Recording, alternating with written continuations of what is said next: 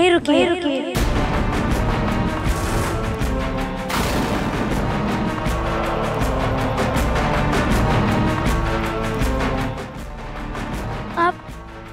आप इतने बड़े हैं, आपको पता नहीं कि मंदिर में मोजड़ी पहनकर प्रवेश नहीं करते।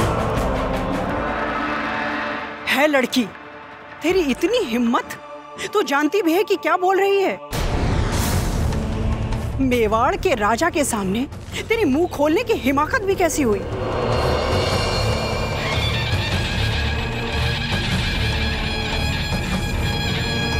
तो क्या हुआ? राजा चाहे जितने भी बड़े हो, पर राजा कृष्णा से कभी बड़े नहीं हो सकते। भले ही राजा के सामने सबको झुकना पड़ता है, पर राजा को कृष्णा के सामने झुकना ही पड़ता है। क्या ये उनके सामने भी नहीं झुक सकते? इतनी सी उम्र में इतनी बड़ी बातें करने में तुझे जरा भी हिचक नहीं हो रही है? तू जानती है कि क्या बोल रही है? ये कोई छोटे मोटे राजा नहीं, ये मेवाड़ के राजा हैं, राजा राणा सांगाजी।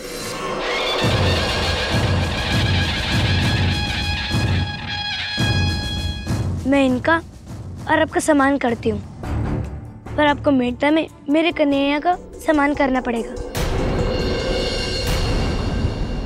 इनके मंदिर में मोजड़ी पहनकर आने से इनका अनादर होता है, इसलिए राणा जी को मंदिर में आने से रोक रही हूँ। क्या इनके मेवाड़ में कान्हा जी का इतना अनादर होता है? अदना सी छोकरी अब हमें मेवाड़ की परंपरा सिखाएगी। जरा हम भी तो सुने, क्या मेड़ता में ये नहीं सिखाते कि अपनों से बड़ों से कैसे बातें की जाती हैं? अच्छा स्वागत किया है पहुना बना के। या क्यों रे है?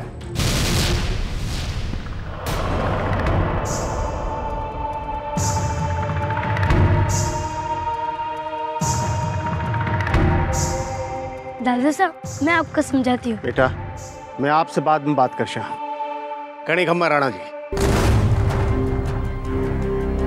आपको मेड़ता में घणो घणो स्वागत है। या टाबर है, गलती होगी इसे।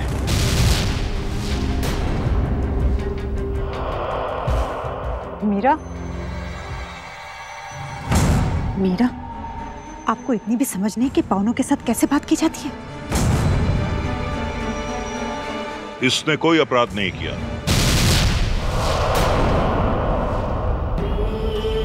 बल्कि अपराध हमसे हुआ है।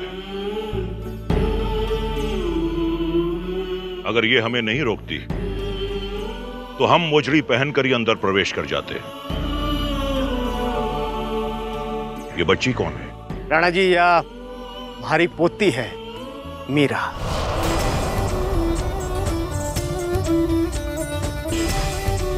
अच्छा, तो ये है थारी पोती मीरा। बड़ी प्रशंसा सुनी है हमने भाई मीरा की। आज इसने हमें एक अपराध करने से बचा लिया। दूधा जी, आपकी पोती मीरा तो बहुत ही निर्भीक है। बस आपकी और माता भवानी की घनी कृपा है। अब चलो हमारे साथ महल में, चलो मारो आतिथ्य स्वीकार करो।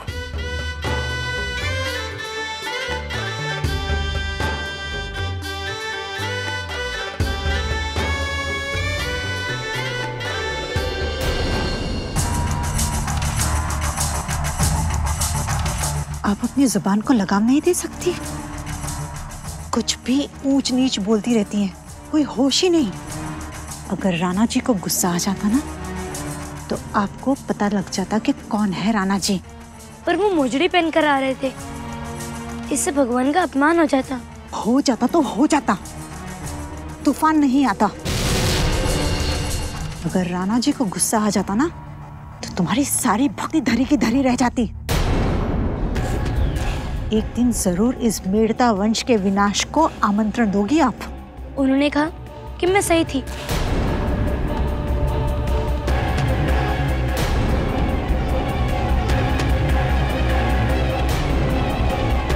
ये मीरा पैसा भी ना एक दिन ऐसा नाक कटवाएगी कि बस।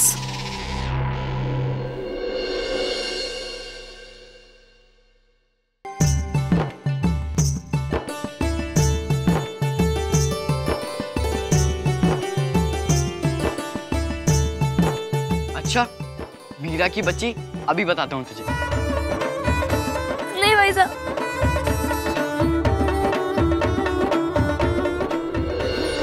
मीरा, कुंवर जमल, ये सब क्या हो रहा है? इसी तरह ठिठोली करते रहोगे या कुछ करोगे भी? पूजा के लिए तैयार भी होना है और निकासी भी करनी है। ये निकासी क्या होती है बड़ी मासा? आपको इतना भी नहीं पता कि निकासी क्या होती है? निकासी में बहन अपने भाई को शादी से पहले तैयार करती है। पर आपको ये सब कैसे पता होगा? कभी आपकी मासा ने ये सब बातें आपको सिखाई होगी, तब आएगी ना।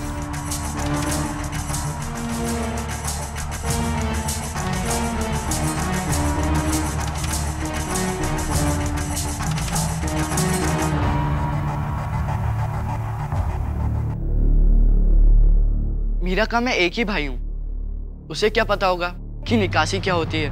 आप रहने दीजिए कुंवर साहब। अगर इसके यही लक्षण रहे तो आगे चलकर इसे ये सब बातें जरूर सुननी होगी। इतनी सी छोरी और गज भर की जबान। राणा जी, आप भी कमाल करते हैं। वो लड़की लगातार आपका अपमान करती रही और आप हैं कि चुपचाप सहते रहे। मेवाड़ के राणा के ऐसे रंग मैं पहली बार देख रही हूँ। क्या हम मेड़ता अपना अपमान कराने के लिए आए थे? ऐसी कोई बात नहीं है। उस नन्ही सी छोकरी ने हमें भगवान का अपमान करने से रोक लिया। मीरा की भक्ति देखकर हम बहुत प्रसन्न हुए। राणा जी, आप क्या कह रहे हैं? आप अपना अपमान भूलकर लगातार उस लड़की की भक्ति की ही तारीफ किए जा रहे हैं। तारीफ की बात तो है। अच्छा, एक बात बताइए, क्या आपने इतनी सी उम्र में किसी बच्ची को ऐसी भक्ति करते हुए देखा है? आप कुछ भी कहें राणा जी, पर मुझे वो बच्ची एक नजर भी नहीं भाई। एक राजपुतानी होकर के माता भवानी को छोड़ कृष्ण की भक्ति।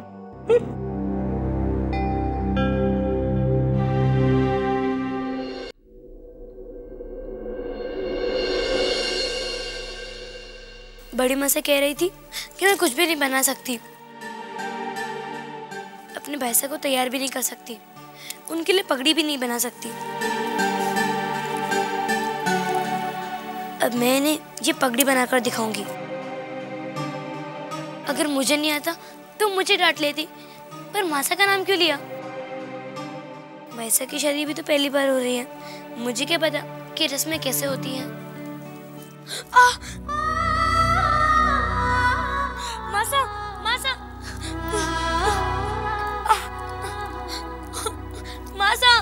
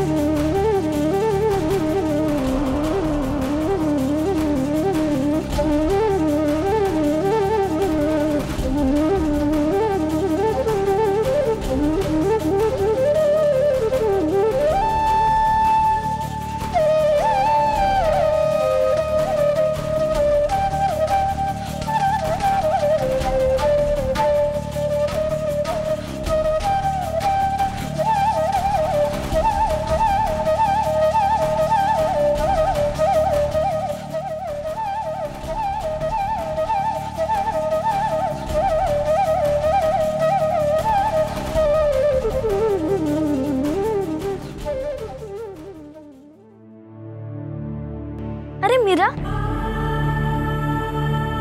तुम यहाँ बैठे बैठे रो क्यों रही हो? तो क्या करूं, भैंसा के लिए पगड़ी बनानी थी जो बिगड़ गई है। अब तो सारे मेरी मासा का नाम धरेंगे और हंसी उड़ाएंगे। और कहेंगे कि मीरा की मासी ने उसे कुछ भी नहीं सिखाया। मुझे अच्छा नहीं लगेगा। अब तू ही बता, मैं क्या करूं? घबरा मत मीरा, अभी निकासी के लिए वक्त है ना, तब तक कुछ ना कुछ ही कर ही लेंगे, वापस पगड़ी बना लेंगे। पर कैसे? ऐसी पगड़ी बनेगी तो दादूसा की पगड़ी तो सबके सामने उछल जाएगी। देख देख कैसे बनाई है मैंने।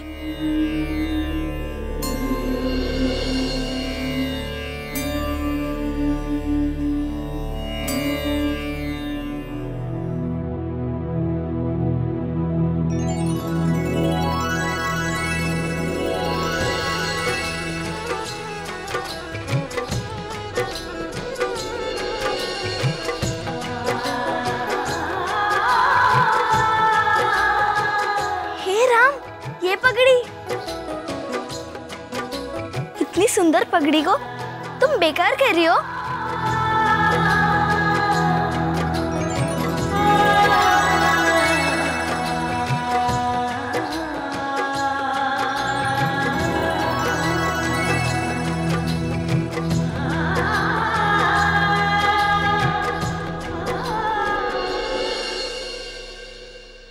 ये तो बड़े दुख की बात है।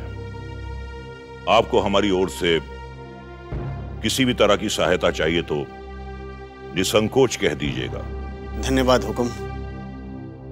पर अब हमारी बहू वीर कुंवरी के पास बखत को नहीं। अब तो बस जब तक वो जीवे है उन्हें मैं खूब सारी खुशियां देना चाहवा। हिम्मत रखिए रतन सिंह, आपको तो मजबूत बनना है, अपने आप को और अपनी बेटी को संभालना है। हमें हमारी चिंता नहीं है राणा साहब, चिंता तो हमें मीरा की है। उसकी तो पूरी दुनिया वीर कुंवरे के आसपास घूमती है।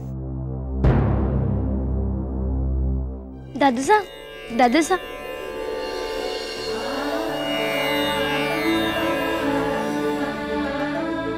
दादू साहब लीजिए प्रसाद, मैंने खुद अपने हाथों से तैयार किया है ठाकुर जी के भोग लगाने के लिए। ला बेटा।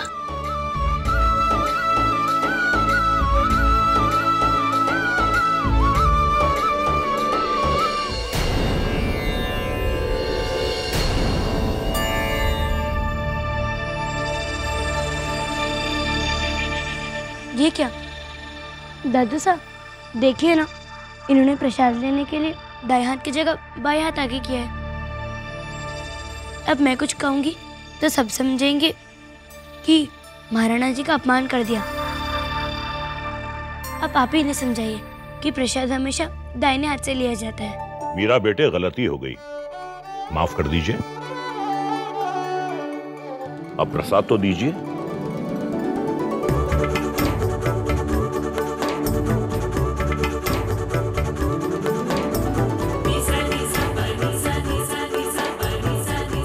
मीरा बेटे, कोई चाहे कुछ भी कहे उन्हें कहने दीजिए, आप हमें इसी तरह टोकती रहिए। मीरा बेटे, आप अपने भाई साहब के विवाह के बाद चित्तौड़ घूमने आएंगी ना, हमें बहुत अच्छा लगेगा।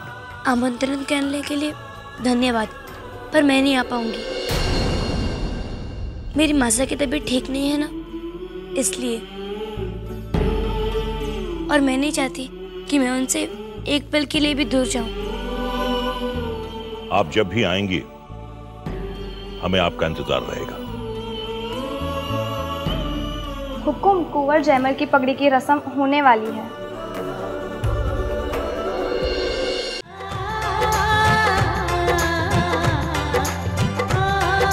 क्या बात है मीरा, बहुत सुंदर पगड़ी बनाई है। मैंने सुना है तूने ये अपने हाथों से बनाई है।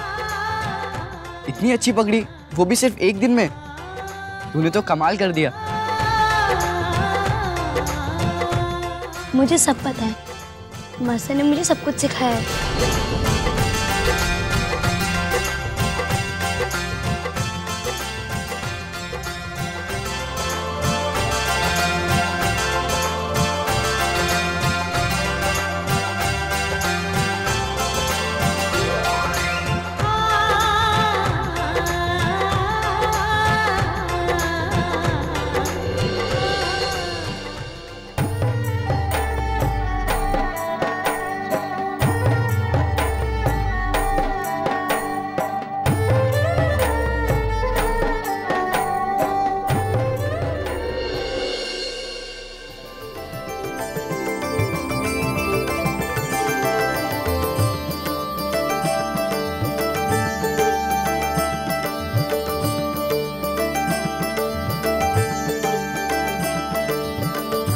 क्यों, मजा है ना? अरे मीरा, बेटा चल ना, फेरे होने वाले हैं, चल जल्दी।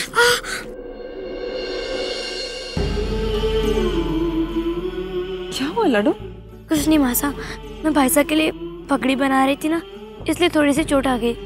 बेटा मुझे बता सकती थी ना, क्या जरूरत थी खुद पगड़ी बनाने की? मैं सिल देती। देखना कितनी चोट लग गई, बहुत दर्द हो रहा है ना, और तूने मुझे बताया भी नहीं। आपने कहा था ना मासा कि मुझे समझदार होना होगा, जिम्मेदार होना होगा। मैं एक राजपूतनी हूँ, इतना दर्द सहने होगा ना। अब चुप कर, मैं इस पे हल्दी लगा देती हूँ, नहीं तो घाव बढ़ जाएगा। मासा, आपके बिना मेरा क्या होगा?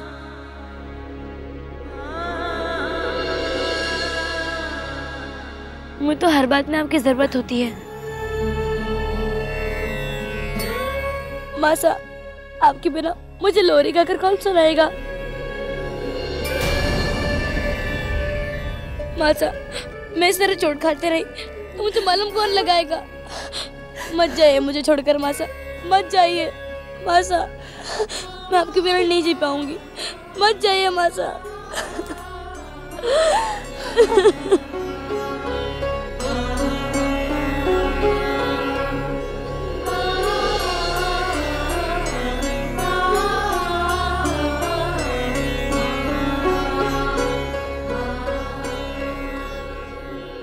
ये क्या देख रहे हैं आप? चित्तौड़ राजवंश की कुलवधू को